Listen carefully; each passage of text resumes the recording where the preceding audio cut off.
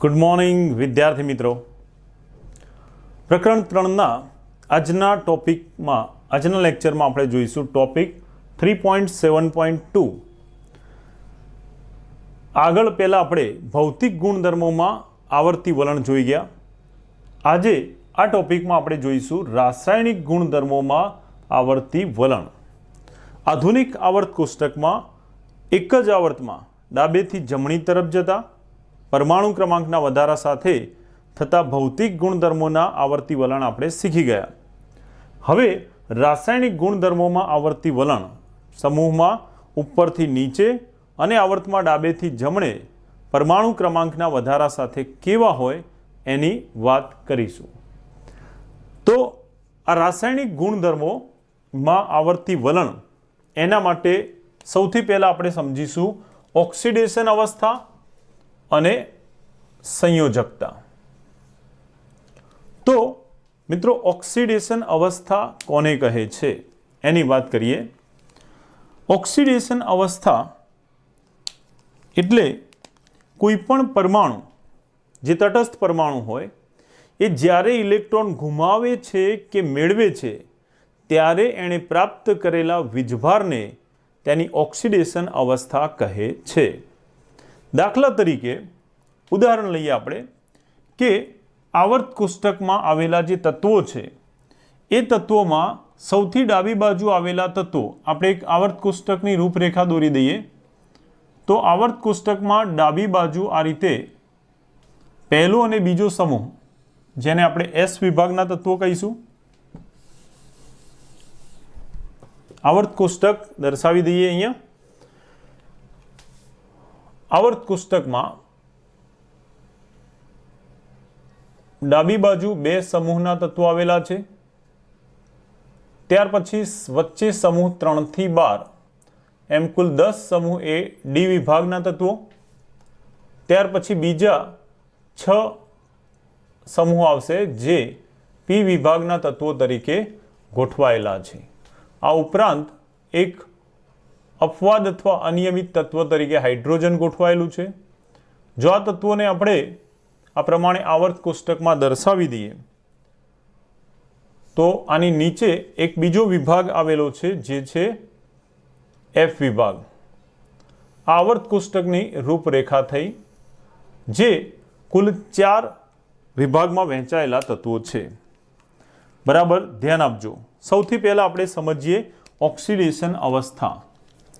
तो ऑक्सिडेशन अवस्था कोने कहे छे एना उदाहरण थी आपणे समजीशुं।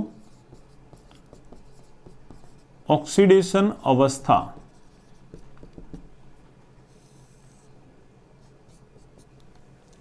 ज्यारे कोई तटस्थ परमाणु इलेक्ट्रॉन घुमावे छे अथवा इलेक्ट्रॉन मेळवे छे त्यारे इलेक्ट्रॉन घुमावा के मेळववाथी आ तटस्थ परमाणु पर प्राप्त थतो वीजभार एने ते परमाणु नो ऑक्सिडेशन आंक कहे छे अथवा तेने परमाणु के आयननी ऑक्सिडेशन अवस्था कहे छे।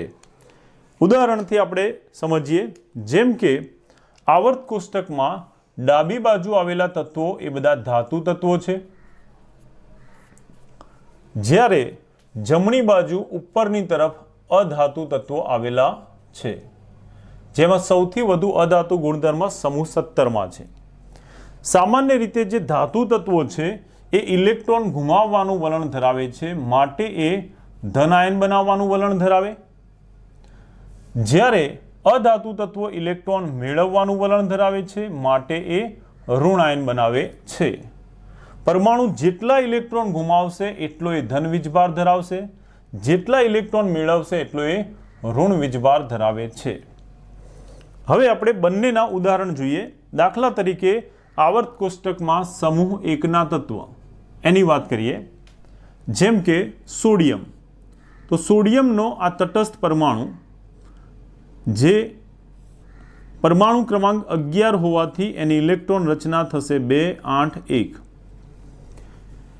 सोडियम नो परमाणु एनी बाह्यतम कोष में 1 इलेक्ट्रॉन धरावे छे जे एनी संयोजकता कहेवाय। एक इलेक्ट्रॉन धरावतो होवाथी એ જો એક ઇલેક્ટ્રોન ગુમાવી દે તો એક ઇલેક્ટ્રોન ગુમાવવાથી હવે એની ઇલેક્ટ્રોન રચના નજીકના નિષ્ક્રિય વાયુ નિયોન જેવી 2-8 થઈ જાય છે, પરંતુ એક ઇલેક્ટ્રોન ગુમાવવાને કારણે હવે એ +1 વીજભાર ધારણ કરે છે. કેટલો વીજભાર ધારણ કરે છે? +1. આમ જ્યારે કોઈ તટસ્થ પરમાણુ ઇલેક્ટ્રોન ગુમાવે છે અને ઇલેક્ટ્રોન ગુમાવે છે ત્યારે જેટલી સંખ્યાના ઇલેક્ટ્રોન ગુમાવે છે એટલો જ એ ધન વીજભાર ધારણ કરે છે. આ પરમાણુએ ઇલેક્ટ્રોન ગુમાવવાથી પ્રાપ્ત કરેલા વીજભારને તેની ઓક્સિડેશન અવસ્થા કહે છે. પરમાણુ જેટલા ઇલેક્ટ્રોન ગુમાવે ઓક્સિડેશન અવસ્થા એટલી ધન મળતી જાય છે. જેમ કે આપણે બીજું ઉદાહરણ જોઈએ, એલ્યુમિનિયમ સમૂહ 13નું તત્વ, સોડિયમ સમૂહ 1નું તત્વ છે, જ્યારે એલ્યુમિનિયમ સમૂહ 13માં આવેલું તત્વ છે. કોઈ પણ તત્વ એના પરમાણુ ક્રમાંક પરથી એની ઇલેક્ટ્રોન રચના લખીએ ત્યારે જો તત્વની બાહ્યતમ કક્ષામાં એટલે કે સૌથી છેલ્લી કક્ષામાં 1, 2 કે 3 ઇલેક્ટ્રોન હશે તો એને મેળવવાના ઇલેક્ટ્રોન કરતાં ગુમાવવાના ઇલેક્ટ્રોનની ઉર્જા જે છે એ ઓછી વપરાશે. અહીંયા ઇલેક્ટ્રોન મેળવવાના 7 થાય જ્યારે ગુમાવવાનો 1 જ છે. એ રીતે આમાં અષ્ટક પૂર્ણ કરવા એને 5 ઇલેક્ટ્રોનની જરૂર પડે અને ગુમાવવા માટેના ઇલેક્ટ્રોન કેટલા છે? 3. તો એ શું કરશે? ઓછી ઉર્જાનો વપરાશ થાય એ રીતે 3 ઇલેક્ટ્રોન ગુમાવવાનું વલણ ધરાવે છે. તો એલ્યુમિનિયમ એની બાહ્યતમ કક્ષામાં આવેલા આ જે 3 ઇલેક્ટ્રોન છે એ ગુમાવે છે ત્યારે એનો આ તટસ્થ પરમાણુ 3 ઇલેક્ટ્રોન ગુમાવવાને કારણે +3 વીજભાર ધારણ કરે છે. તો અહીંયા પણ પરમાણુ જે તટસ્થ હતો એ ઇલેક્ટ્રોન ગુમાવે છે. કેટલા ઇલેક્ટ્રોન ગુમાવે? 3 ઇલેક્ટ્રોન, અને એટલા માટે +3 વીજભાર ધારણ કરે છે, જે એની ઓક્સિડેશન અવસ્થા કહેવાય છે. જ્યારે કોઈ પરમાણુ તટસ્થ હશે તો તટસ્થ પરમાણુ પર કોઈ વીજભાર હોતો નથી. વીજભાર હોતો નથી એટલે વીજભારનું મૂલ્ય કેટલું લઈશું? 0. 0 સિવાયનો વીજભાર હોય તો એ દર્શાવવામાં આવે. જેમ કે અહીંયા 1 વીજભાર છે તો લખેલું છે +1. પરંતુ જ્યારે પરમાણુ પર વીજભાર દર્શાવેલો ના હોય તો આવા તટસ્થ પરમાણુ એના વીજભારનું મૂલ્ય 0 ગણવામાં આવે છે. અને એટલા માટે તટસ્થ પરમાણુનો ઓક્સિડેશન અવસ્થા પણ કેટલી થશે? 0. તો સોડિયમ અને એલ્યુમિનિયમ જે તટસ્થ પરમાણુ છે એની ઓક્સિડેશન અવસ્થા કેટલી થશે? 0 થશે. જ્યારે ઇલેક્ટ્રોન ગુમાવીને જ્યારે ધન આયન બનાવે છે ત્યારે પ્રાપ્ત કરેલા ધન વીજભાર એ એની ઓક્સિડેશન અવસ્થા કહેવાય. જે મુજબ સોડિયમના આયનની ઓક્સિડેશન અવસ્થા +1, જ્યારે એલ્યુમિનિયમના આયનની ઓક્સિડેશન અવસ્થા કેટલી થશે? +3 થાય છે. ઓકે, હવે પરમાણુ ઇલેક્ટ્રોન ગુમાવે તો એ ધન વીજભાર ધારણ કરે એટલે ધન ઓક્સિડેશન અવસ્થા પ્રાપ્ત કરે છે. પરંતુ જેમ જેમ આવું વલણ શેમાં જોવા મળે તો ઇલેક્ટ્રોન ગુમાવી ધન વીજભાર અથવા ધન ઓક્સિડેશન અવસ્થા પ્રાપ્ત કરવાનું વલણ જોવા મળે છે ધાતુ તત્વોમાં. ધાતુ તત્વોમાં ધન ઓક્સિડેશન અવસ્થા પ્રાપ્ત કરવાનું વલણ વધારે હોય છે. જ્યારે એની સાપેક્ષે અધાતુ તત્વોની વાત કરીએ જે જમણી બાજુ આવર્ત કોષ્ટકમાં આવેલા છે તો એમાં આવર્ત કોષ્ટકમાં જમણી બાજુ જતા જઈએ તેમ તેમ અધાતુ ગુણધર્મ ધારણ કરતો જાય, ઇલેક્ટ્રોન મેળવવાની વૃત્તિ ધરાવતો જાય. દાખલા તરીકે આપણે વાત કરીએ સમૂહ 17 જેમાં સૌથી વધુ ઋણ આયન બનાવવાની વૃત્તિ છે. આવા સમૂહ 17નું તત્વ છે ક્લોરીન. આ ક્લોરીન પરમાણુ ક્રમાંક 17 ઇલેક્ટ્રોન રચના થશે 2, 8, 7. બાહ્યતમ કોષમાં 7 ઇલેક્ટ્રોન આવેલા છે માટે એ અષ્ટક પૂર્ણ કરવા કાં તો 7 ઇલેક્ટ્રોન ગુમાવી દે અથવા તો 1 ઇલેક્ટ્રોન મેળવીને એનું અષ્ટક પૂર્ણ કરી શકે છે. પરંતુ ઓછી ઉર્જાનો વપરાશ થાય એ રીતે એ અષ્ટક પ્રાપ્ત કરવા માટે શું કરશે? 1 ઇલેક્ટ્રોન મેળવશે. તો જ્યારે ક્લોરીન એની સંયોજકતા કક્ષામાં જ્યાં 7 ઇલેક્ટ્રોન છે એમાં 1 ઇલેક્ટ્રોન પ્રાપ્ત કરે ત્યારે એ 1 ઇલેક્ટ્રોન મેળવવાને કારણે હવે 2 8 8 ઇલેક્ટ્રોન રચના પ્રાપ્ત કરે છે. 1 ઇલેક્ટ્રોન અહીંયા ઉમેરાતા આ 7 અને 1 8 ઇલેક્ટ્રોન બાહ્યતમ કોષમાં થાય છે અને એ ક્લોરીન પરમાણુમાંથી હવે ક્લોરાઇડ Cl-1 આયનમાં પરિણમે છે. તો અહીંયા પણ વાયુરૂપ તટસ્થ પરમાણુ ક્લોરીનનો આ જે તટસ્થ પરમાણુ હતો એ ઇલેક્ટ્રોન પ્રાપ્ત કરવાને કારણે જે વીજભાર ધારણ કરે છે એ તેના એ આયનનો ઓક્સિડેશન આંક અથવા ઓક્સિડેશન અવસ્થા કહે છે. ક્લોરીન પરમાણુ તટસ્થ છે માટે એની ઓક્સિડેશન અવસ્થા અહીંયા શૂન્ય થશે. તટસ્થ પરમાણુ જેનો કોઈ વીજભાર હોય નહીં એનો વીજભાર શૂન્ય કહેવાય, જે એની ઓક્સિડેશન અવસ્થા થશે. જ્યારે એ ઇલેક્ટ્રોન મેળવશે તો જેટલા ઇલેક્ટ્રોન મેળવશે એટલો ઋણ વીજભાર ધારણ કરશે. આ ધારણ કરેલો ઋણ વીજભાર એ એની ઓક્સિડેશન અવસ્થા થશે, જે અહીંયા કેટલી થાય? ઓક્સિડેશન અવસ્થા -1 થાય છે. આમ કોઈપણ પરમાણુ ઇલેક્ટ્રોન મેળવશે ત્યારે જેટલા ઇલેક્ટ્રોન મેળવશે એટલો એ ઋણ વીજભાર ધારણ કરે, જે એની ઓક્સિડેશન અવસ્થા થશે. અહીંયા ક્લોરીનનો ઋણ આયન બને છે કારણ કે ઇલેક્ટ્રોન મેળવે છે, જ્યારે આમાં ઇલેક્ટ્રોન ગુમાવવાથી ધન આયન બનતો હતો. ઓકે, આ જ પ્રમાણેના આપણે બીજા આયનની વાત કરીએ ઋણ આયનમાં. તો સલ્ફર પરમાણુ ક્રમાંક 16, ઇલેક્ટ્રોન રચના 2 8 6. 6 ઇલેક્ટ્રોન હોય તો એક 6 ગુમાવી શકે અથવા 2 મેળવે, પણ મેળવવાના ઇલેક્ટ્રોન ઓછા છે જેમાં ઓછી ઉર્જા વપરાય, એટલા માટે એ 2 ઇલેક્ટ્રોન મેળવીને અષ્ટક પૂર્ણ કરવાનું વલણ ધરાવશે. ઓકે, સલ્ફરનો પરમાણુ 2 ઇલેક્ટ્રોન મેળવે, સલ્ફરનો પરમાણુ 2 ઇલેક્ટ્રોન મેળવે. કેમ 2 મેળવે?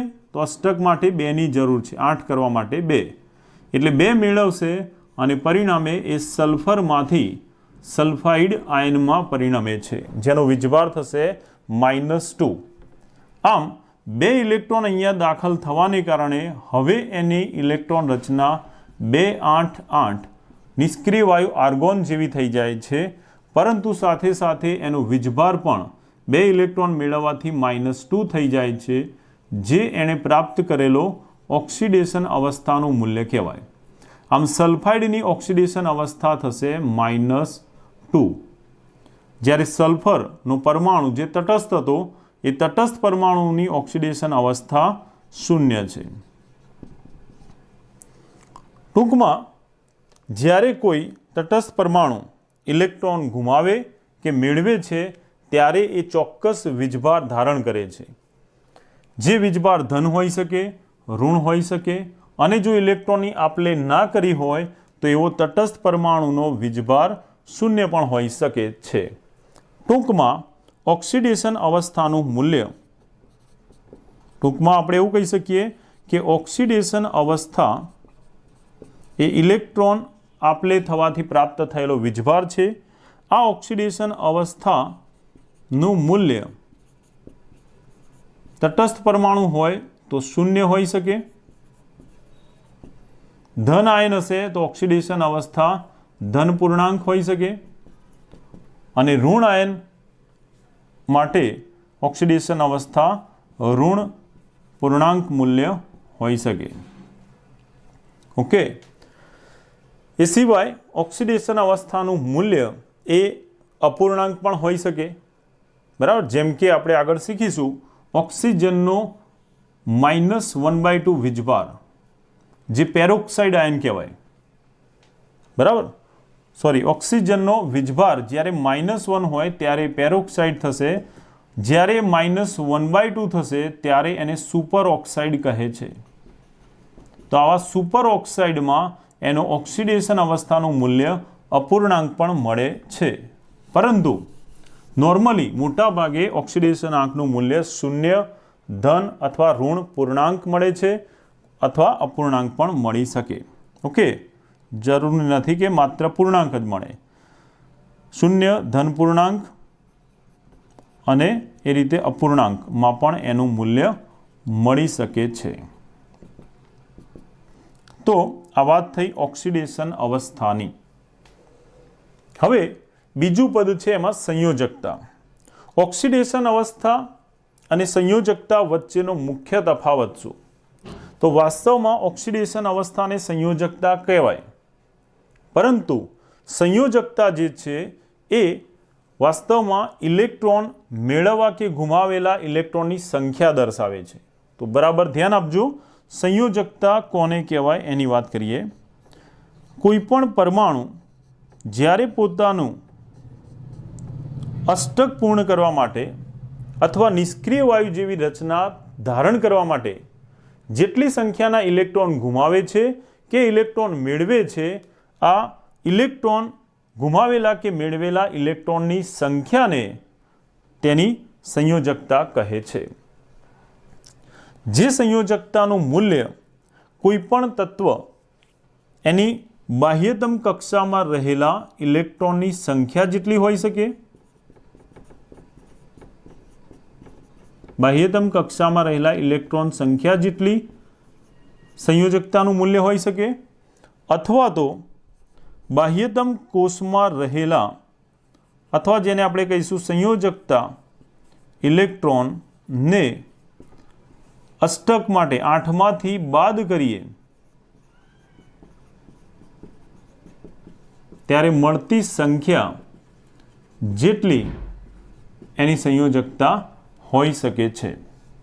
ઓકે, તો સંયોજકતાનું મૂલ્ય હોઈ શકે બાહ્યતમ કક્ષાના ઇલેક્ટ્રોન જેટલું, અથવા તો એ બાહ્યતમ કક્ષાના ઇલેક્ટ્રોનને 8માંથી બાદ કરીએ એટલી સંયોજકતા હોઈ શકે। જેમ કે આપણે વાત કરીએ આવર્ત કોષ્ટકમાં આવેલા જુદા જુદા સમૂહોની, સમૂહ 1, સમૂહ 2, સમૂહ 3, સમૂહ 4, 13, 14, 15, 16, 17 અને 18। તો આવર્ત કોષ્ટકમાં ડાબી બાજુ આવેલા તત્વો પ્રબળ વિદ્યુત ધનમય ગુણધર્મ ધરાવે છે। એ હંમેશા ઇલેક્ટ્રોન આપવાનું વલણ ધરાવે છે, એટલા માટે એ ઇલેક્ટ્રોન ગુમાવે છે। પહેલા સમૂહના તત્વો એક ઇલેક્ટ્રોન ગુમાવતા હોવાથી એની ઓક્સિડેશન અવસ્થા +1 જોવા મળે છે। એ જ પ્રમાણે બીજા સમૂહના તત્વો, પહેલા સમૂહના તત્વો બાહ્યતમ કક્ષાના એક ઇલેક્ટ્રોન ગુમાવવાથી +1 ઓક્સિડેશન અવસ્થા ધરાવે, એ જ રીતે બીજા સમૂહના તત્વો 2 ઇલેક્ટ્રોન ગુમાવે છે અને +2 ઓક્સિડેશન અવસ્થા ધરાવે છે। તો જો આપણે એને કોષ્ટક સ્વરૂપે લખીએ તો આ પ્રમાણે દર્શાવી શકાય। સમૂહમાં આવેલા જુદા જુદા જે તત્વો છે એણે ગુમાવતા અથવા મેળવેલા ઇલેક્ટ્રોનની સંખ્યાને આધારે એનું ઓક્સિડેશન આંક લખી શકાય। દાખલા તરીકે આપણે વાત કરીએ સમૂહ 1, સમૂહ 2 પ્રતિનિધિ તત્વોની વાત કરીએ। સમૂહ 1 અને 2 S વિભાગના તત્વો પ્રતિનિધિ તત્વો કહેવાય, અને પ્રતિનિધિ તત્વોમાં બીજો કોનો સમાવેશ થાય? P વિભાગના તત્વો। આ S અને P વિભાગના તત્વો જે પ્રતિનિધિ તત્વો છે, બીજા અને ત્રીજા આવર્તમાં S અને P વિભાગના જ તત્વો આવશે। એની વાત કરીએ તો સમૂહ નંબર 1, 2, 13, 14, 15, 16, 17 અને સમૂહ 18 એમાં આવેલા જે તત્વો છે, દરેક સમૂહના તત્વો એની ઇલેક્ટ્રોન રચનામાં બાહ્યતમ કક્ષામાં અથવા જેને કહેવાય સંયોજકતા કક્ષામાં આવેલા ઇલેક્ટ્રોનની સંખ્યા કેટલી? તો પહેલા સમૂહમાં દરેક તત્વોની બાહ્યતમ કોષમાં 1 ઇલેક્ટ્રોન આવેલા છે। એ જ પ્રમાણે બીજા સમૂહમાં આવેલા તત્વો એની બાહ્યતમ કોષમાં 2 ઇલેક્ટ્રોન આવેલા છે। એ જ પ્રમાણે ત્રીજા સમૂહ 13મા સમૂહમાં 3 ઇલેક્ટ્રોન, 14મા સમૂહમાં 4 ઇલેક્ટ્રોન, 15મા સમૂહની બાહ્યતમ કોષમાં 5 ઇલેક્ટ્રોન આવેલા છે, 16મા સમૂહમાં 6, 17મા 7, 18મા 8। બરાબર? કેવી રીતે? તો આપણે જોયું કે પહેલા સમૂહનું તત્વ ઇલેક્ટ્રોન રચના લખો, છેલ્લી કક્ષામાં 1 ઇલેક્ટ્રોન હશે। 13મો સમૂહ ઇલેક્ટ્રોન રચના લખો 13મા સમૂહના તત્વની બાહ્યતમ કક્ષામાં 3 ઇલેક્ટ્રોન હશે, બરાબર. 16મા સમૂહના તત્વની ઇલેક્ટ્રોન રચના 6 ઇલેક્ટ્રોન આવેલા હશે. 17મા સમૂહના તત્વમાં 7 ઇલેક્ટ્રોન બાહ્યતમ કોષમાં આવેલા હશે.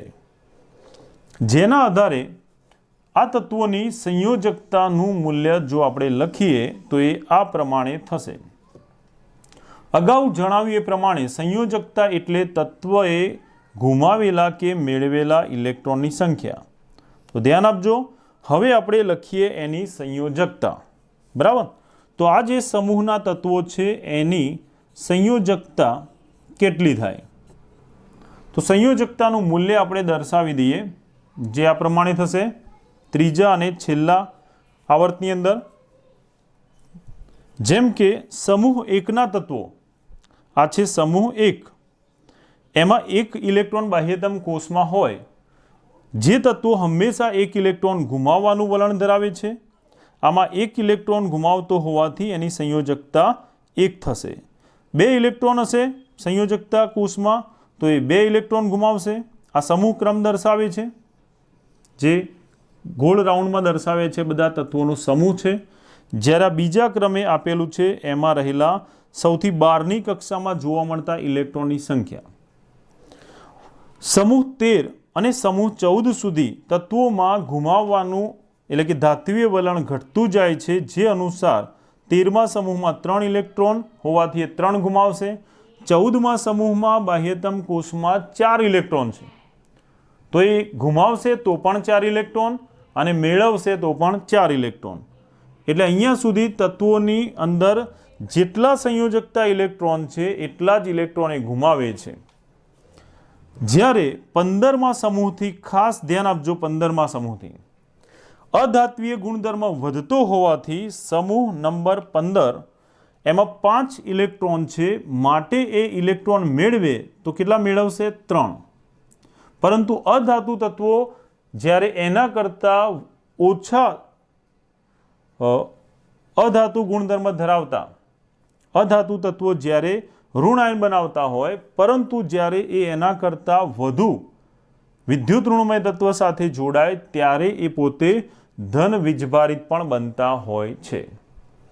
આમ એ જ્યારે ઇલેક્ટ્રોન ગુમાવશે તો 5 ઇલેક્ટ્રોન ગુમાવશે, મેળવશે તો 3, ગુમાવશે તો 5. આમ ગુમાવવાના ઇલેક્ટ્રોન 3, મેળવે અષ્ટક પ્રાપ્ત કરવા, મેળવશે તો 3 અને ગુમાવશે તો 5, એટલે એની ઓક્સિડેશન અવસ્થા સંયોજકતા થશે 3 અને 5. એ જ પ્રમાણે 16મા સમૂહમાં સમૂહ નંબર 16 જેમાં 6 ઇલેક્ટ્રોન બાહ્યતમ કોષમાં આવેલા છે, માટે એ 6 ઇલેક્ટ્રોન ગુમાવે તો એની સંયોજકતા 6 થઈ શકે. પરંતુ આ જ તત્વ જ્યારે ઇલેક્ટ્રોન મેળવે ત્યારે ઇલેક્ટ્રોન મેળવશે તો એ કેટલા ઇલેક્ટ્રોન મેળવશે? અષ્ટક માટે 2, માટે એની સંયોજકતા 2 હોઈ શકે અથવા 6 હોઈ શકે. એ જ પ્રમાણે જેમાં 7 ઇલેક્ટ્રોન બાહ્યતમ કોષમાં છે એ 7 ઇલેક્ટ્રોન ગુમાવી શકે અથવા અષ્ટક માટે 1 ઇલેક્ટ્રોન મેળવે. આમ મેળવવાનો ઇલેક્ટ્રોન 1, ગુમાવવાના 7, માટે એની ઇલેક્ટ્રોન ગુમાવવાની કે મેળવવાની સંખ્યા જે છે એ એની સંયોજકતા થશે.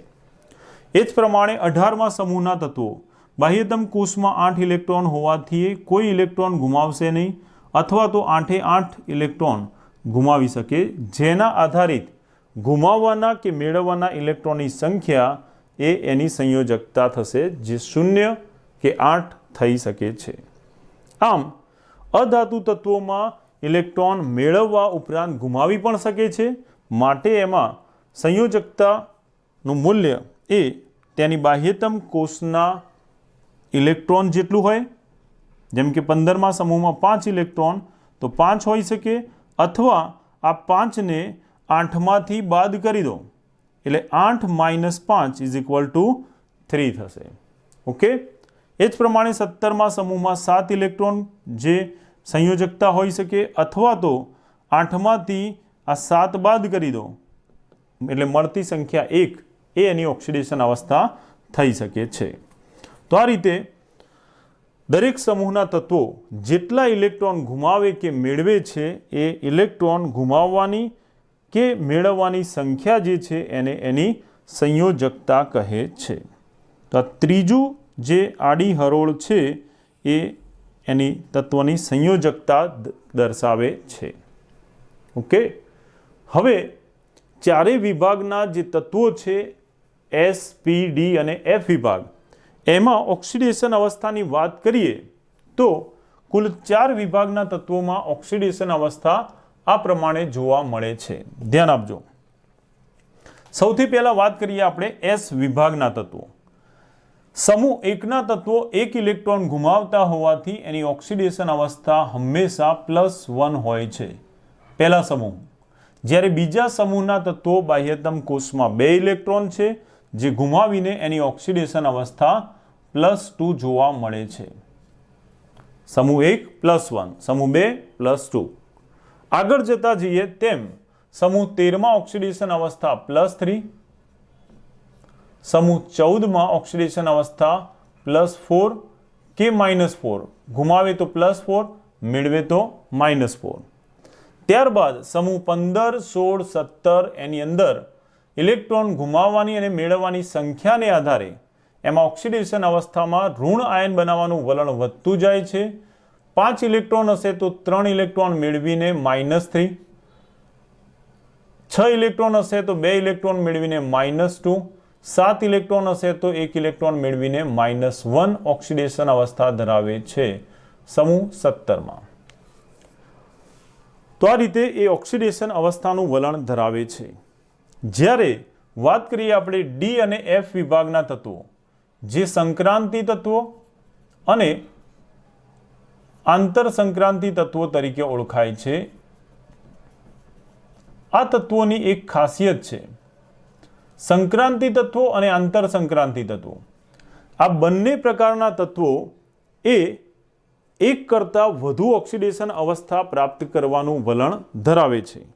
જેમ કે આપણે કેટલાક તત્વોની વાત કરીએ, જેમ કે પ્રથમ સંક્રાંતિ શ્રેણીનું તત્વ હતું પરમાણુ ક્રમાંક 24 ધરાવતું તત્વ જે છે ક્રોમિયમ. આ ક્રોમિયમ એમાં ઓક્સિડેશન અવસ્થાનું મૂલ્ય +2, +3, +4, +6 સુધી જોવા મળે છે. આમ એક જ તત્વ એક કરતાં વધુ ઓક્સિડેશન અવસ્થા ધરાવે છે. એ જ પ્રમાણે મેંગેનીઝ પરમાણુ ક્રમાંક 25 ધરાવતું જે મેંગેનીઝ તત્વ છે એ મેંગેનીઝમાં ઓક્સિડેશન અવસ્થા જુદી જુદી +2 થી તો +7 સુધી મહત્તમ જોવા મળે છે. આમ એક જ તત્વ એક કરતાં વધુ ઓક્સિડેશન અવસ્થા ધરાવે છે. જો મેંગેનીઝ 2 ઇલેક્ટ્રોન ગુમાવશે તો Mn+2, 3 ઇલેક્ટ્રોન ગુમાવશે તો Mn+3, 4 ઇલેક્ટ્રોન ગુમાવે તો એ +4. એ જ પ્રમાણે મેંગેનીઝની જુદી જુદી ઓક્સિડેશન અવસ્થા +7 સુધી જોવા મળે છે. તો આ સંક્રાંતિ અને આંતર સંક્રાંતિ તત્વોનો એક વિશિષ્ટ ગુણધર્મ છે. જ્યારે એસ વિભાગના તત્વો નિશ્ચિત ઓક્સિડેશન અવસ્થા, એસ વિભાગના તત્વોમાં સમૂહ 1ના તત્વો હંમેશા +1 ઓક્સિડેશન અવસ્થા જ ધરાવે છે, આ યાદ રાખજો. એ જ પ્રમાણે સમૂહ 2ના તત્વો +2 ઓક્સિડેશન અવસ્થા જ ધરાવે છે. હવે સામાન્ય રીતે આપણે જોઈએ તો આવર્ત કોષ્ટકમાં ડાબી બાજુ આવેલા જે તત્વો છે એ ડાબી બાજુ આવેલા તત્વો ધાતુ તત્વો છે જે ધન આયન બનાવે છે. જ્યારે જમણી બાજુએ આવર્ત કોષ્ટકમાં જમણી બાજુ આવેલા તત્વો અધાતુ તત્વો છે જે કેવો આયન બનાવે છે? ઋણ આયન. તો જ્યારે આ તત્વો એકબીજા સાથે જોડાય છે, ધન આયન અને ઋણ આયન, ત્યારે એ આયનીય સંયોજનો બનાવે છે. તો આવા આયનીય સંયોજનો ચોક્કસ પ્રમાણમાં એના વીજભાર એટલે કે ઓક્સિડેશન અવસ્થા પ્રમાણે જોડાતા હોય છે. જેની આપણે વાત કરીએ ઉદાહરણથી, જેમ કે એક તત્વ છે સિલિકોન અને બીજું તત્વ છે બ્રોમિન. આ બંને તત્વો જોડાય તો એ બંનેના જોડાણથી બનતું સંયોજન એનું સૂત્ર શું હશે? ધ્યાન આપજો બરાબર. તો સિલિકોન પરમાણુ ક્રમાંક 14, ઇલેક્ટ્રોન રચના થશે 2 8 4. સિલિકોનની જેમ બ્રોમિનની વાત કરીએ, પરમાણુ ક્રમાંક 35, ઇલેક્ટ્રોન રચના એની થશે 2 8 18 અને 7. સરવાળો કરો, 18 ને 7 તો આ થશે 25, 25 ને 10 35. બંનેમાં આપણે જોઈએ તો સિલિકોનમાં 4 ઇલેક્ટ્રોન બાહ્યતમ કોષમાં છે, જેથી એને ગુમાવવાના ઇલેક્ટ્રોન 4 થશે, મેળવવાના પણ 4 થશે. અષ્ટક પ્રાપ્ત કરવા માટે ગુમાવે કે મેળવે ઇલેક્ટ્રોનની સંખ્યા 4 હશે. પરંતુ બ્રોમિનમાં એનો મતલબ કે આ +4 અથવા -4 ધન અને ઋણ વીજભાર બંને ધારણ કરી શકે. જ્યારે બ્રોમિન એની બાહ્યતમ કોષમાં 7 ઇલેક્ટ્રોન છે, તો બ્રોમિન શું કરશે? તો જ્યારે બાહ્યતમ કોષમાં 7 ઇલેક્ટ્રોન હોય તો આ 1 ઇલેક્ટ્રોન પ્રાપ્ત કરવાનું વલણ ધરાવે. પરિણામે બ્રોમિન જો 1 ઇલેક્ટ્રોન ધારણ કરે તો એ બનાવશે બ્રોમાઇડ ઋણ વીજભાર. શું બનાવશે? બ્રોમાઇડ -1. એક ઘટક ઋણ આયન બનાવશે તો બીજો ઘટક શું કરશે? ઇલેક્ટ્રોન ગુમાવીને ધન આયન બનાવશે. કારણ કે આ ઇલેક્ટ્રોન ક્યારે મેળવે? જો આ ગુમાવે તો. તો બ્રોમિનની ઇલેક્ટ્રોન મેળવવાની વૃત્તિ પ્રબળ છે. જે 1 ઇલેક્ટ્રોન મેળવી બ્રોમાઇડ આયન બનાવે તો એના માટે જરૂરી ઇલેક્ટ્રોન કોણ આપશે? સિલિકોન. પરિણામે સિલિકોન એ 4 ઇલેક્ટ્રોન આપીને, એની બાહ્યતમ કક્ષામાં રહેલા 4 ઇલેક્ટ્રોન આપીને સિલિકોનનો આયન બનાવશે Si+4. બરાબર ધ્યાનથી સમજજો. આમ સિલિકોન 4 ઇલેક્ટ્રોન ગુમાવતા 2 8 નિષ્ક્રિય વાયુ નિયોન જેવી રચના પ્રાપ્ત કરશે. જ્યારે બ્રોમિન 7મા ઇલેક્ટ્રોનમાં 1 મેળવતા 36 ઇલેક્ટ્રોનની ગોઠવણી થઈ જશે 2 8 18 8, જે નિષ્ક્રિય વાયુ ક્રિપ્ટોનની જેવી સ્થાયી રચના થશે. હવે આ બંનેમાં જ્યારે જોડાણ થઈને સંયોજન બને તો એ સંયોજનનું સૂત્ર શું થાય? તો સિલિકોનનો વીજભાર છે +4, બ્રોમિન એનો વીજભાર છે -1. જ્યારે કોઈ પણ સંયોજન બને ત્યારે એના અણુસૂત્રમાં સંયોજનનો અણુ હંમેશા તટસ્થ હોય છે. એટલે કે એનો વીજભારનું કુલ મૂલ્ય કેવું થવું જોઈએ? 0. તો સિલિકોન એ જ્યારે બ્રોમિન સાથે જોડાશે ત્યારે બંનેનો વીજભાર 0 ક્યારે થાય? સિલિકોનનો વીજભાર છે +4, તો બ્રોમિન સાથે જોડાય ત્યારે આનો વીજભાર પણ આના જેટલો જ ઋણ થવો જોઈએ. તો આ +4 છે, તો આ -4 થવા માટે આવા કેટલા આયનની જરૂર પડશે? 4 આયનની જરૂર પડે. બરાબર. તો જ આ +4 અને આ -1 એવા 4 એટલે -4. પરિણામે એનું સૂત્ર થશે સિલિકોન બ્રોમાઇડ SiBr4. આ પ્રમાણેનું એનું સૂત્ર થશે. આમ કોઈ પણ સંયોજન બને ત્યારે ધન અને ઋણ વીજભારનું મૂલ્ય સમાન થાય અને સંયોજનનો અણુ તટસ્થ બને, વીજભાર 0 થાય. એ રીતે એના ધન અને ઋણ આયનોનું જોડાણ થતું હોય છે. જેમ કે આપણે બીજું એક ઉદાહરણ જોઈએ, બરાબર ધ્યાનથી સમજજો.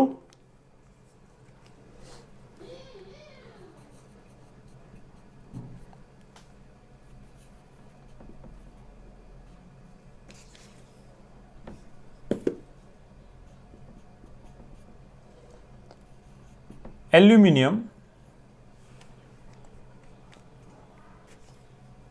ચલો આપણે બીજું એક ઉદાહરણ લઈએ છીએ, મેગ્નેશિયમ સાથે નાઇટ્રોજનનું. ધ્યાન આપજો બરાબર. મેગ્નેશિયમ પરમાણુ ક્રમાંક 12, ઇલેક્ટ્રોન રચના થશે 2 8 2. જે 2 ઇલેક્ટ્રોન હોવાથી ઇલેક્ટ્રોન ગુમાવીને બનાવશે ધન આયન Mg+2.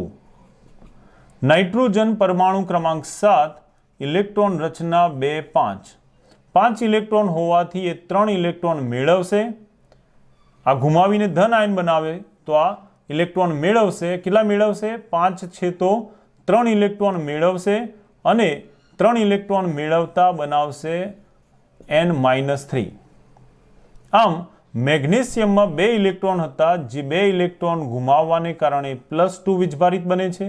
આ 2 ઇલેક્ટ્રોન ગુમાવી દે એટલે હવે મેગ્નેશિયમ +2 2 8 ઇલેક્ટ્રોન વાળી નિયોન જેવી સ્થાયી રચના પ્રાપ્ત કરે છે। જ્યારે નાઇટ્રોજન 2 5 એની બાહ્યતમ કોષમાં 5 ઇલેક્ટ્રોન હતા, 3 ઇલેક્ટ્રોન મેળવીને એ 2 8 એટલે કુલ 10 ઇલેક્ટ્રોનની આ પણ નિયોન જેવી સ્થાયી રચના ધરાવે છે। હવે આ બંને આયનો Mg+2 અને N-3 નાઇટ્રાઇડ આયન એકબીજા સાથે જોડાય ત્યારે એમાંથી સૂત્ર કેવું બનશે? તો બંને આયનોને લખી દઈએ આપણે Mg+2 અને N-3। હવે બંનેના વીજભારનું મૂલ્ય સમાન થાય અને સંયોજનનો અણુ તટસ્થ બને એ માટે આ +2 વીજભારવાળા મેગ્નેશિયમને આપણે 3 વડે ગુણીએ, કારણ કે આનો વીજભાર 3 છે। આ 2 વાળાને 3 વડે અને -3 વાળાને 2 વડે ગુણીએ તો જો વીજભાર 3 ગુણ્યા +2 આ +6 થશે, આ -3 × 2 એટલે 2 તરી -6 થશે। આમ બંનેનો ધન વીજભાર અને ઋણ વીજભાર સરખો થશે, માટે એનું સૂત્ર થશે Mg3N2, જે મેગ્નેશિયમ નાઇટ્રાઇડ તરીકે ઓળખાય। તો આ રીતે કોઈ પણ સંયોજન, એમાં આયનીય સંયોજનમાં ધન આયન સાથે ઋણ આયન એનું ચોક્કસ પ્રમાણ એ એવી રીતે જોડાશે કે જેમાં બંનેનો વીજભારનું મૂલ્ય સરખું થાય અને સંયોજનનો અણુ તટસ્થ બને। તો આ પ્રમાણે જુદા જુદા જે સંયોજનોના સૂત્ર હોય એમાં પણ આ જ પ્રમાણે આયનોના વીજભાર સમાન થાય એ રીતે એના આણ્વીય સૂત્રો બનતા હોય છે। ઓકે, તમારે આવા બીજા MCQ માટે કે એ રીતે પૂછાઈ શકે તો એ પ્રમાણે તમારે વીજભાર સંતુલિત થાય એ રીતે એનું સૂત્ર બનાવી શકો। ઓકે, તો લખી દો।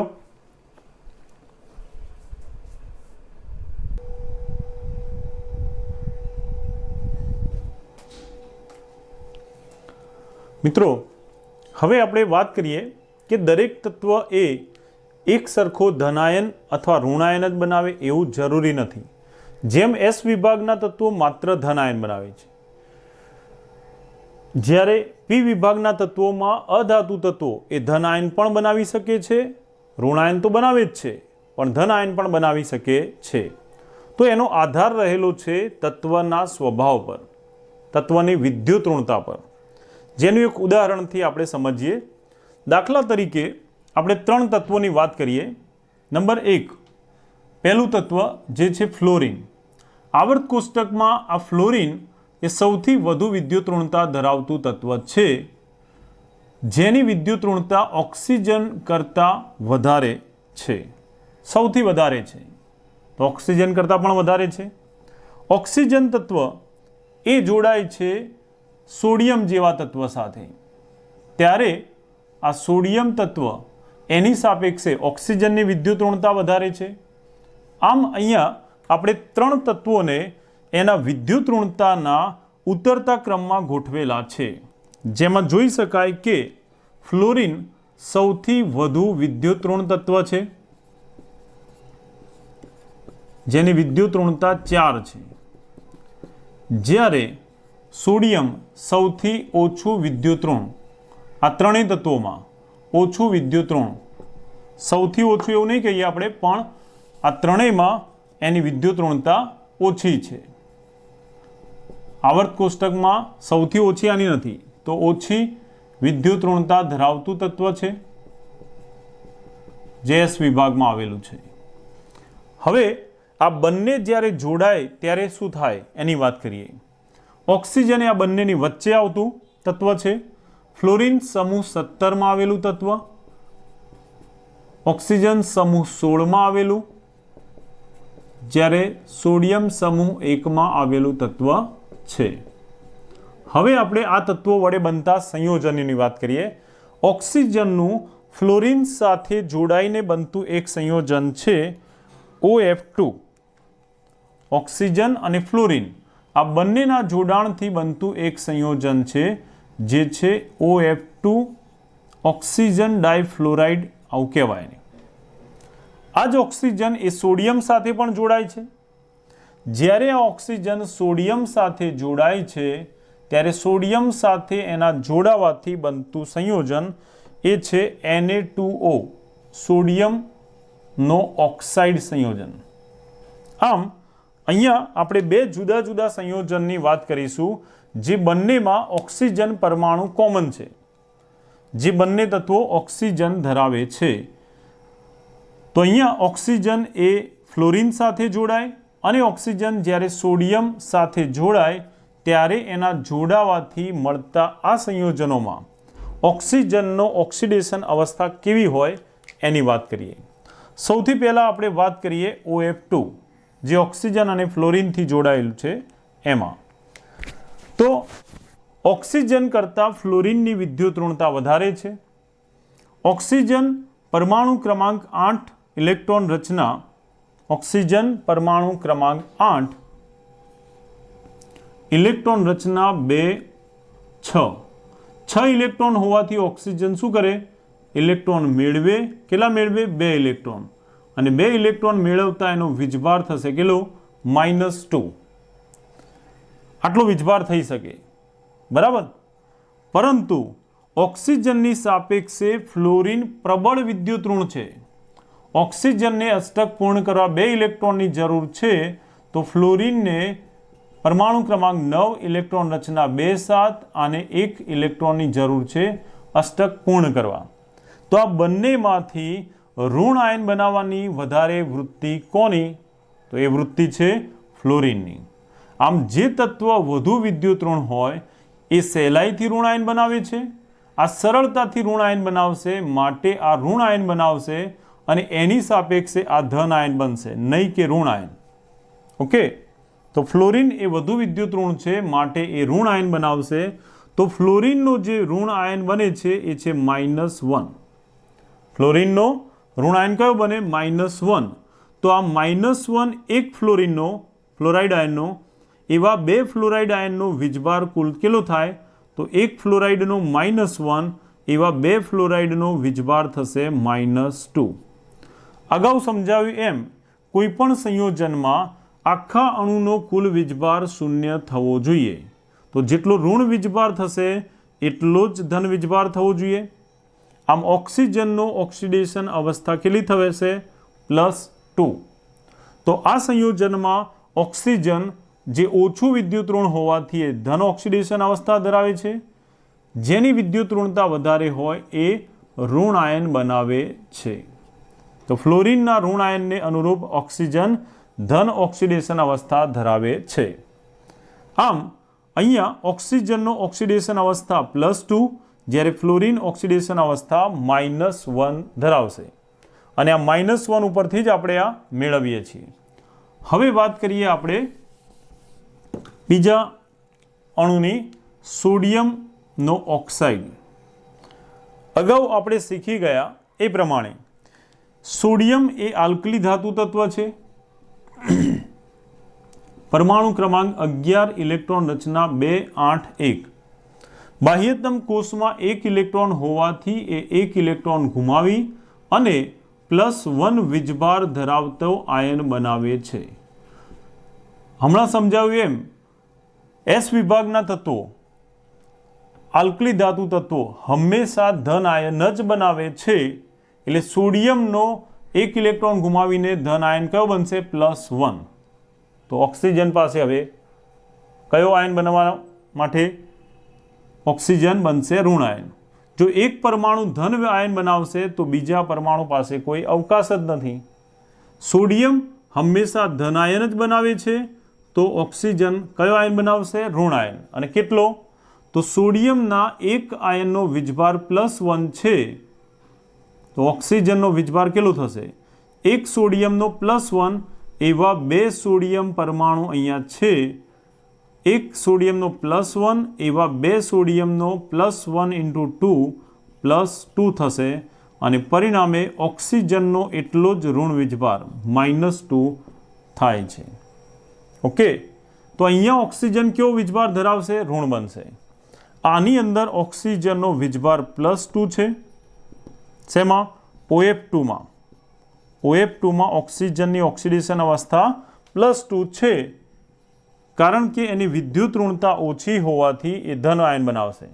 परंतु ज्यारे ए सोडियम साथे जोड़ाय छे त्यारे Na2O मां सोडियमनी सापेक्षे ऑक्सीजननी विद्युत ऋणता वधारे छे, माटे ए ऋण आयन बनावे छे अने सोडियम धन आयन बनावे छे।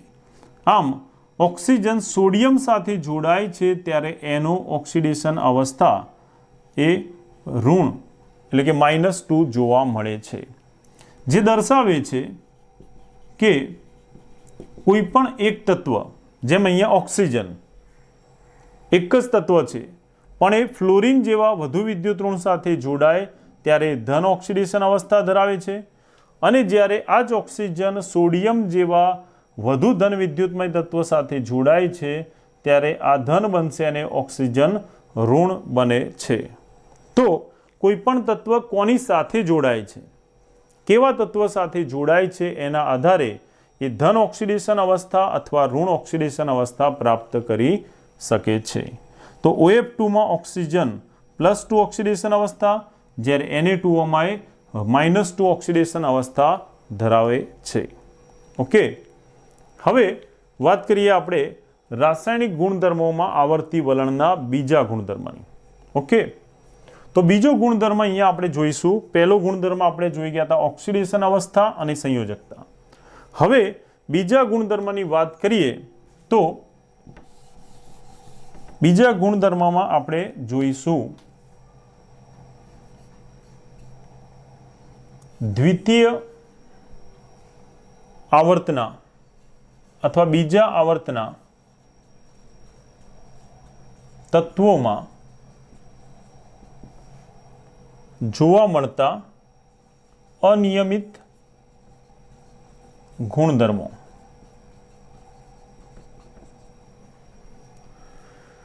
દ્વિતીય આવર્ત અથવા બીજા આવર્તમાં આવેલા તત્વો કયા? અહીં આવર્ત કોષ્ટક આપણે બતાવેલું છે, એમાં આવર્ત 2 ના તત્વો લખી દઈએ જે આ પ્રમાણે છે। આવર્ત 2 નું સૌથી પહેલું તત્વ આવશે લિથિયમ સમૂહ 1, ત્યારબાદ બેરિલિયમ પરમાણુ ક્રમાંક 4, પછી આવશે boron, carbon, nitrogen, oxygen, fluorine અને નિયોન। આ બીજા આવર્તમાં આવેલા તત્વો થશે। અહીં બીજા આવર્તના તત્વો આપણે દર્શાવેલા છે। આ બીજા આવર્તના જે તત્વો છે એ જે સમૂહમાં આવેલા છે, સમૂહના એના સિવાયના બાકીના તત્વો કરતાં એ ગુણધર્મોમાં અનિયમિત વલણ ધરાવે છે। દાખલા તરીકે સમૂહ 1 એનું પહેલું તત્વ છે લિથિયમ। સમૂહ 1 નું બીજા આવર્તમાં આવતું તત્વ છે લિથિયમ, જે સમૂહ 1 ના બાકી તત્વો સોડિયમ, પોટેશિયમ, રૂબિડિયમ, સીઝિયમ અને ફ્રાન્સિયમ જેવા બાકીના તત્વો કરતાં ગુણધર્મોમાં અનિયમિત વલણ ધરાવે છે। કોણ? લિથિયમ। તો સામાન્ય રીતે એક જ સમૂહમાં આવેલા તત્વોના ગુણધર્મો સમાન હોય, પરંતુ એક જ સમૂહમાં હોવા છતાં લિથિયમના ગુણધર્મો સમૂહ 1 ના બાકી તત્વો સોડિયમ, પોટેશિયમ, રૂબિડિયમ, સીઝિયમ, ફ્રાન્સિયમ કરતાં અલગ જોવા મળે છે। એવા ગુણધર્મો એમાં વાત કરીએ આપણે નંબર 1, પહેલો ગુણધર્મ જે છે વિકર્ણ સંબંધ। આ વિકર્ણ સંબંધ એટલે શું એની વાત કરીએ તો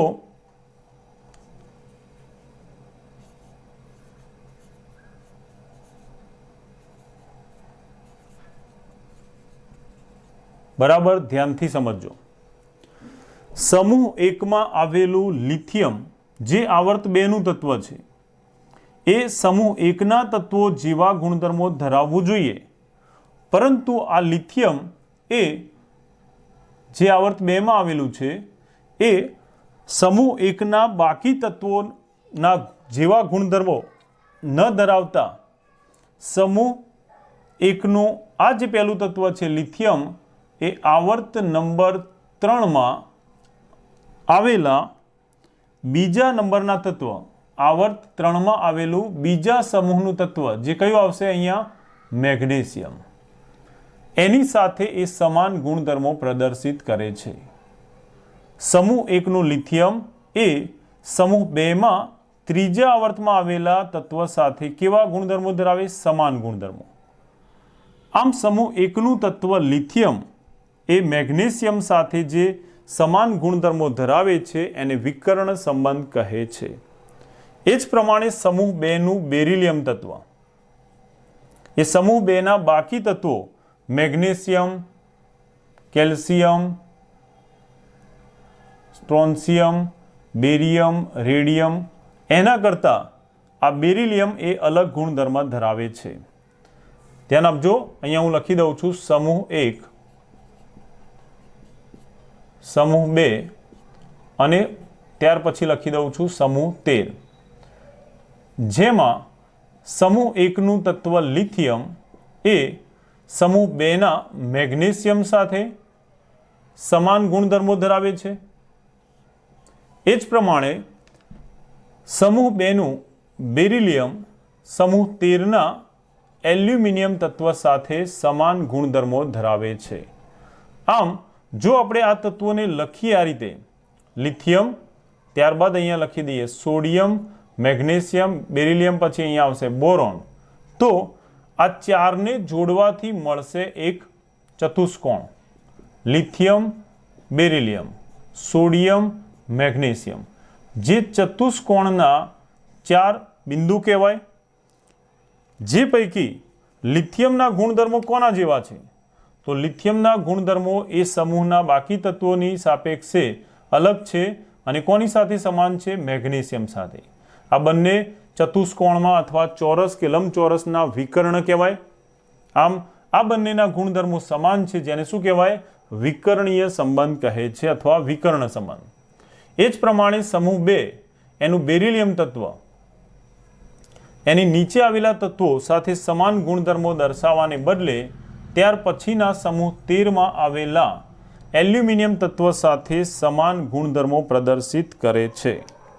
બેરિલિયમના ગુણધર્મો એ સમૂહ 2 ના બાકી તત્વો જેવા ન મળતા બેરિલિયમના ગુણધર્મો ત્યાર પછી આવતા સમૂહ 13 માં આવેલા એલ્યુમિનિયમ સાથે સમાન મળે છે. આ તત્વોને પણ આપણે જોડી દઈએ તો આ એક ચોરસ બનશે, જેમાં બંને વિકર્ણ ઉપર આવેલા તત્વો કહેવાય. તો આ જે તત્વો છે સમાન ગુણધર્મો ધરાવતા, એમની વચ્ચેના સંબંધને વિકર્ણીય સંબંધ કહે છે. તો કોણ વિકર્ણીય સંબંધ ધરાવે એ યાદ રાખવાનું MCQ માટે. લિથિયમનો મેગ્નેશિયમ સાથે વિકર્ણીય સંબંધ ધરાવે, બેરિલિયમ એલ્યુમિનિયમ સાથે વિકર્ણીય સંબંધ ધરાવે છે. આ વિકર્ણીય સંબંધ એમાં આ સમૂહના લિથિયમના ગુણધર્મો એના સમૂહ જેવા ન મળતા મેગ્નેશિયમ સાથે કેમ સમાન મળ્યા, જેને આપણે વિકર્ણ સંબંધ કીધો? તો એના પાછળના 3 કારણો છે જેને કારણે એમના સમાન ગુણધર્મો જોવા મળે. નંબર 1, પહેલી વાત કરીએ આપણે તો એ છે આ બીજા આવર્તના તત્વો એ ખૂબ નાનું કદ ધરાવે છે. બીજા આવર્તના તત્વો ખૂબ જ નાનું કદ ધરાવે છે. નંબર 2, આવા જે બીજા આવર્તના તત્વો છે જેમ કે લિથિયમ, બેરિલિયમ વગેરે, એવા તત્વો એ ઊંચો વીજભાર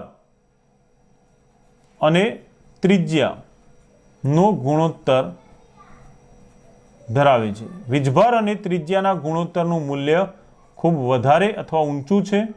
અને ત્રીજું કે નાનું કદ ધરાવતા હોવાથી એ વધારે વિદ્યુત ઋણતા ધરાવે છે. વિદ્યુત ઋણતાનું મૂલ્ય વધારે છે. આમ નાનું કદ, ઊંચી વિદ્યુત ઋણતા અને વીજભાર ત્રિજ્યાનો ગુણોત્તરનું ખૂબ ઊંચું મૂલ્ય ધરાવવાને કારણે લિથિયમ મેગ્નેશિયમ સાથે, જ્યારે બેરિલિયમ એલ્યુમિનિયમ સાથે વિકર્ણીય સંબંધ ધરાવે છે, સમાન ગુણધર્મો ધરાવે છે. તો આ એના પાછળના કારણો થશે વિકર્ણીય સંબંધ. આ સિવાય આપણે વાત કરીએ તો આવર્ત 2 નું કોઈ પણ તત્વ લો, એમાં S અને P કક્ષકો જ આવેલી છે. જ્યારે ત્રીજા આવર્તથી S કક્ષક, P કક્ષક અને D કક્ષક પણ આવે છે. ત્રીજા આવર્તની વાત કરીએ આપણે તો ત્રીજા આવર્તમાં ત્રીજી કક્ષા આવશે.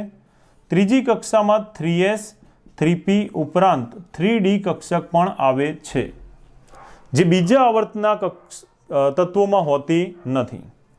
કારણ કે આવર્ત 2 માં આવેલા તત્વો એમાં પહેલી કક્ષા તો માત્ર s કક્ષક જ ધરાવે, બીજા આવર્તમાં બીજી કક્ષા જે 2s અને 2p, આમ s અને p કક્ષકો જ ધરાવે છે, જ્યારે d કક્ષક જે કદમાં મોટી કહેવાય એની શરૂઆત થશે ક્યાંથી? ત્રીજા આવર્તથી. પરિણામે આ બીજા આવર્તના તત્વોમાં ડી કક્ષકનો અભાવ છે. આ ચોથું કારણ. ડી કક્ષકનો અભાવ હોવાને કારણે આવા જે તત્વો છે એ અન્ય તત્વ અથવા પોતાના તત્વ સાથે ડી કક્ષક વડે બનતા પાઈબંધની રચના કરી શકતા નથી. જ્યારે સમૂહમાં ત્રીજા આવર્ત અને પછીના તત્વો એ ડી કક્ષક ધરાવતા હોવાને કારણે અન્ય તત્વો સાથે નિર્બળ પાઈબંધ રચી શકે છે, અને એટલા માટે જે ગુણધર્મો આવર્ત 3 પછીના તત્વોમાં છે એની સાપેક્ષે આવર્ત 2નું ઉપરનું તત્વ અલગ ગુણધર્મ ધરાવે છે. જેમ કે આપણે બીજી વાત કરીએ, લિથિયમ અને બેરિલિયમ સમૂહના નીચે આવેલા બાકી તત્વોની સાપેક્ષે સહસંયોજક ગુણધર્મ ધરાવે છે, જ્યારે બાકીના તત્વો આયનીય વલણ ધરાવે છે. લિથિયમ અને બેરિલિયમ કેવું સ્વભાવ ધરાવે? તો લિથિયમ અને બેરિલિયમમાં સહસંયોજક બંધ બનાવવાનું ગુણધર્મ જોવા મળે છે. લિથિયમ અને બેરિલિયમ એના સંયોજનોમાં સહસંયોજક બંધ અથવા ભાગીદારીનો બંધ રચે છે, જ્યારે સમૂહના નીચે આવેલા બાકી તત્વો એમાં આયનીય બંધ બનાવવાનું વલણ વધારે જોવા મળે છે. તો આ બધા ગુણધર્મો જે છે એ ગુણધર્મોમાં આવર્ત 2ના જે તત્વો છે એ સમૂહમાં આવેલા બાકી તત્વોની સાપેક્ષે અનિયમિત ગુણધર્મો ધરાવે છે એમ કહેવાય. ઓકે, તો અહીંયા આપણે 2 ગુણધર્મો પૂરા કર્યા, ઓક્સિડેશન અવસ્થા અને સંયોજકતા, અને બીજો ગુણધર્મ તરીકે દ્વિતીય આવર્તના તત્વોમાં અનિયમિત ગુણધર્મો. ઓકે.